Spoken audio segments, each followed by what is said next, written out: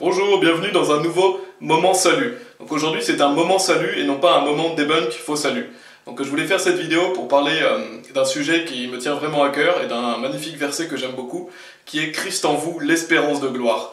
Et donc c'est dans Colossiens chapitre 1 verset 27, où la Bible nous dit, donc Colossiens chapitre 1 verset 27, auquel Dieu a voulu faire connaître quelle est la richesse de la gloire de ce mystère parmi les gentils, lequel est Christ en vous, l'espérance de gloire. Donc c'est vraiment magnifique de savoir que lorsque nous sommes sauvés, Christ est en nous et c'est notre espérance de gloire. Qu'est-ce que ça veut dire? Ça veut dire que le jour où vous êtes sauvés, la Bible dit que vous recevez la vie éternelle, que l'Esprit Saint vient vivre en vous, et il est dit aussi que Christ vit en vous et que c'est votre espérance de gloire. Parce que vous savez que vous allez vivre éternellement auprès de Jésus-Christ et vous savez que vous allez vivre éternellement dans la gloire de Dieu. Donc c'est une merveilleuse nouvelle de savoir que Dieu, lorsque nous sommes ses enfants, nous allons partager sa gloire pour toujours. Et Dieu invite toutes les personnes à partager sa gloire, parce que Dieu veut que tout le monde soit sauvé. Et lorsque vous êtes sauvé, vous avez l'assurance de vivre dans la gloire de Dieu pour toujours. Donc Christ en nous, c'est l'espérance de gloire, car lorsque nous sommes sauvés, nous savons qu'un jour, nous allons vivre dans cette gloire, dans la gloire de Dieu.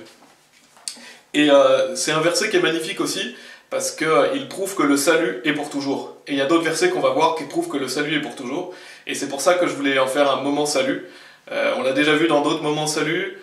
Mais c'est toujours bien de se rappeler que voilà, le salut est éternel. Déjà, si vous ne croyez pas que le salut est éternel, j'espère que ça vous aidera à comprendre, car le fait de croire que le salut est pour toujours est indispensable pour être sauvé, parce qu'il faut mettre toute sa confiance en Jésus-Christ. Et si vous êtes sauvé, c'est toujours bien de se rappeler que voilà, vous avez votre place réservée au ciel, et que tout ce qui est dans ce monde va passer, donc nous ayons les yeux sur Jésus et sur l'éternité, et nous savons que nous avons cette espérance bénie grâce à Jésus-Christ.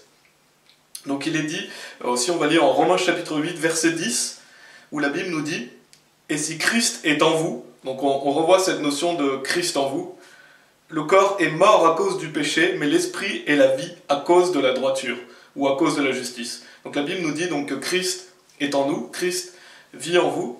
Le corps est mort à cause du péché, parce que lorsque vous avez cru en Jésus-Christ, vos péchés ont été pardonnés, et votre vieille nature, votre ancien homme a été crucifié avec Christ.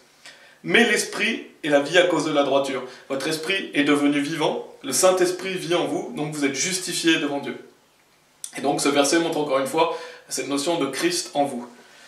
Je l'ai déjà mentionné, mais le fait que Christ soit en nous, c'est l'assurance du fait que le salut est éternel. Parce que Dieu ne peut pas se renier lui-même. C'est la promesse de Dieu, déjà, lorsque vous croyez en Jésus-Christ, sa promesse c'est que vous recevez la vie éternelle, donc c'est une vie pour toujours, Dieu ne peut pas mentir, donc vous avez l'assurance d'aller au paradis, et aussi le fait que Christ soit en vous, Dieu ne peut pas se renier, parce que vous êtes la demeure de Dieu, le Saint-Esprit vit en vous, Dieu ne peut pas se renier lui-même, c'est ce qui est dit en 2 Timothée chapitre 2, on va justement lire 2 Timothée chapitre 2 des versets 11 à 13, donc c'est un passage qui a été étudié dans un sermon qui s'appelle Jésus, l'auteur et le finisseur de notre foi, que je vous invite à voir si vous n'avez pas vu. C'est un peu plus détaillé. Et c'est un passage où Paul donne des indications à Timothée, et notamment sur le fait que la vie chrétienne est un combat, et donc il y a des persécutions qui l'attendent, et donc c'est un passage qui parle beaucoup des persécutions. Et il dit, au verset 11, « C'est un propos fidèle, car si nous sommes morts avec lui, nous vivrons aussi avec lui. Si nous souffrons, nous régnerons aussi avec lui. Si nous le renions, il nous reniera aussi. Si nous ne croyons pas, il demeure cependant fidèle, il ne peut se renier lui-même. » Donc ce que dit Dieu, c'est que si nous sommes morts avec lui, donc comme on l'a vu, lorsque vous avez cru en Jésus-Christ, vos péchés sont pardonnés, votre vieil homme a été crucifié avec lui, nous vivrons aussi avec lui, donc nous sommes vivants en Jésus-Christ, nous avons la vie éternelle, le Saint-Esprit vit en nous, nous avons cette assurance de vivre éternellement au paradis.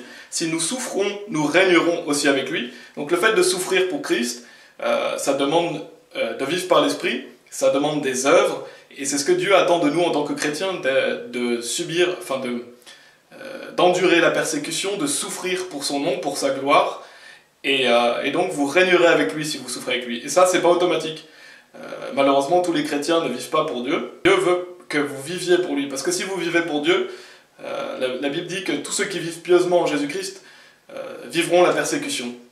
Parce qu'on vit dans un monde perverti, donc lorsque nous brillons la lumière de Christ, nous aurons toujours des persécutions, des difficultés, et Dieu veut que l'on puisse régner avec lui. Et pour cela, il faut souffrir avec lui. Donc ça, c'est pas garanti à tous les enfants de Dieu. Parce que lorsque vous êtes sauvés, vous allez régner avec Christ, mais on n'aura pas tous la même autorité. Pour avoir de l'autorité dans le royaume de Dieu, pour être récompensé, il faut œuvrer dans cette vie, et donc souffrir pour Christ. Il dit aussi, si nous le renions, il nous reniera aussi. Et bien sûr, ça ne parle pas du salut, ça parle de la vie chrétienne. Ça parle du fait que si vous reniez Jésus-Christ dans votre vie, Jésus-Christ peut vous renier en tant que son disciple. Mais vous êtes toujours un enfant de Dieu, bien sûr, vous êtes toujours sauvé. Lorsque vous avez cru, vous êtes sauvé pour toujours. Vous êtes scellé de l'Esprit Saint. Mais si par exemple vous faites naufrage quant à la foi, si vous vivez une vie de péché, si vous reniez Jésus-Christ devant les hommes, et ben Jésus-Christ peut vous renier pour les récompenses, il peut vous renier en tant que disciple, et ça peut être temporaire, et on l'a vu par exemple avec Pierre, qui a renié Jésus-Christ, mais bien sûr qui a été sauvé. Et d'ailleurs c'est étudié dans la vidéo que je vous ai dit, Jésus l'auteur et finisseur de notre foi, si vous voulez la voir à ce sujet. Mais c'est simplement pour vous rappeler, on ne peut pas perdre le salut, ça part de la vie chrétienne. Et ensuite il est dit au verset 13, si nous ne croyons pas, il demeure cependant fidèle, il ne peut se renier lui-même. Donc si nous ne croyons pas, ça parle du fait que justement si on fait naufrage quant à la foi, si on a des doutes, si on perd notre confiance en Dieu dans notre vie de chrétien, et ben il est dit, il demeure cependant fidèle. Donc Dieu est fidèle. Nous avons l'assurance que quoi qu'il arrive, Dieu est fidèle. Et d'ailleurs, le jour de notre salut, c'est en croyant à la fidélité de Dieu que l'on est sauvé. Donc on sait que Dieu est fidèle parce que Dieu nous le promet dans sa parole. Il dit, il ne peut se renier lui-même. Donc il ne peut se renier lui-même, c'est parce que Dieu ne peut pas mentir, il nous a promis la vie éternelle. Et c'est aussi le fait que lorsque vous êtes sauvés, le Saint-Esprit vit en vous. La Bible dit aussi Christ en vous, l'espérance de gloire. Donc Dieu ne peut pas se renier lui-même. Dieu habite en vous et il ne peut pas se renier lui-même. Donc c'est pour ça que je voulais vous montrer ce verset, pour vous montrer que Christ en vous, l'espérance de gloire, le fait que aussi le Saint-Esprit vit en vous, montre que Dieu ne peut pas se renier lui-même. Et donc c'est un magnifique verset qui prouve que le salut est pour toujours.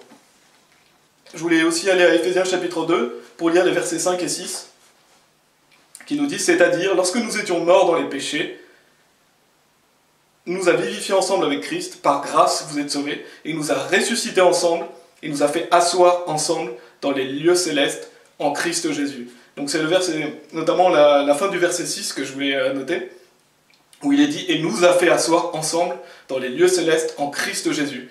Donc c'est marrant parce que ça parle de choses à venir, parce que nous ne sommes pas encore au paradis, nous ne sommes pas encore dans les lieux célestes, mais Dieu en parle comme si c'était déjà arrivé, parce que Dieu connaît tout d'avance, Dieu connaît le passé, le présent, le futur, il est en dehors du temps. Nous sommes dans le temps, mais Dieu est en dehors du temps. Donc Dieu sait que lorsque vous avez cru en Jésus-Christ, vous allez aller au paradis. Donc Dieu sait déjà d'avance, il vous voit déjà d'avance au paradis, parce que Dieu est en dehors du temps. Et donc ça, c'est une assurance que le salut est pour toujours aussi, parce que lorsque vous avez cru en Jésus-Christ, c'est comme si vous étiez déjà au paradis. Parce que Dieu le sait, et Dieu sait les choses d'avance. Et vous, si vous êtes sauvés, vous savez que vous avez cru en cette promesse de la vie éternelle, donc vous savez que vous irez au paradis un jour.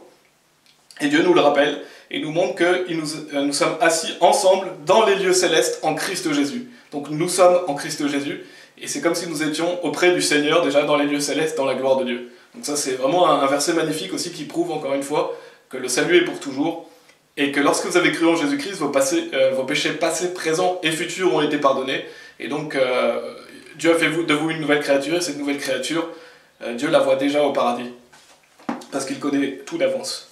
Et bien sûr, cela ne veut pas dire que Dieu a choisi qui est sauvé. Je vous invite à voir les vidéos que nous avons fait à propos du calvinisme, qui est une fausse doctrine. Dieu sait les choses d'avance, mais il n'a pas choisi d'avance qui sera sauvé. En fait, Dieu a choisi comment nous pouvons être sauvés, mais il n'a pas choisi qui. Ça, c'est le libre arbitre humain. Ensuite, pour terminer, on va aller dans une dernière écriture, qui est 1 Pierre chapitre 5, verset 14. Donc on a vu le fait que Christ vit en nous, et il y a aussi le fait que nous sommes en Jésus-Christ. C'est ce qui est dit au verset 14. Saluez-vous l'un l'autre par un baiser de charité, que la paix soit avec vous tous qui êtes en Christ Jésus. Amen. Donc lorsque nous sommes sauvés, nous sommes en Christ Jésus. Christ Jésus vit en nous et nous sommes en lui. Donc ça c'est magnifique, c'est merveilleux de toujours se rappeler le fait que Dieu vit en nous et nous vivons en lui. Et bien sûr, Dieu est trinitaire, il y a le Père, le Fils et l'Esprit Saint, qui sont trois personnes différentes, un seul Dieu. Et le Fils nous a envoyé l'Esprit Saint vit en nous. Et la Bible aussi nous dit que Christ en nous, c'est l'espérance de gloire. Voilà, c'est vraiment un magnifique sujet de savoir que Nous allons passer l'éternité auprès de Dieu, que nous allons vivre dans la gloire de Jésus-Christ, dans la gloire du Père, dans la gloire du Saint-Esprit, donc dans la gloire de Dieu. Dieu nous invite à travers sa parole à nous réjouir chaque jour du fait que nous soyons sauvés. La Bible prouve encore et encore que le salut est pour toujours, et c'est toujours bien de méditer sur les choses éternelles, d'avoir les yeux fixés sur l'éternité et de savoir que c'est comme si nous y étions déjà. Donc profitons de cette vie pour servir Dieu, pour faire le plus d'œuvres possible pour lui, pour ramener le plus de gens possible avec nous au paradis, parce que c'est comme si nous étions déjà au paradis. Donc œuvrons dans cette vie et n'oublions pas cette espérance bénie, cette merveilleuse grâce que nous avons du fait que nous allons passer l'éternité auprès de Dieu. Amen.